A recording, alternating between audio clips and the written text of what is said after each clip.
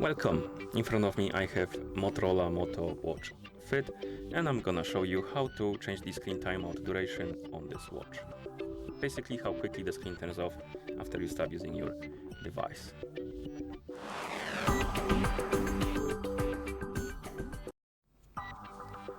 First, we need to wake up the screen on our watch, and you can do it by pressing the side button. Once you wake up the screen, press the side button again to open the menu.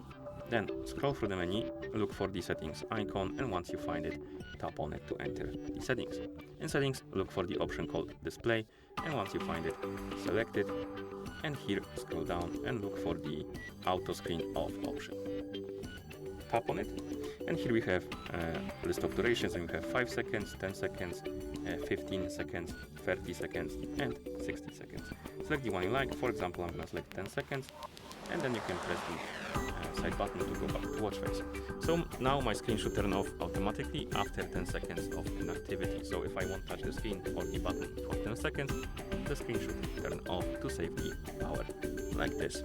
And that's how you change the screen timeout duration on this watch. Thank you for watching. If you found this video helpful, please consider subscribing to our channel and leaving a like on the video.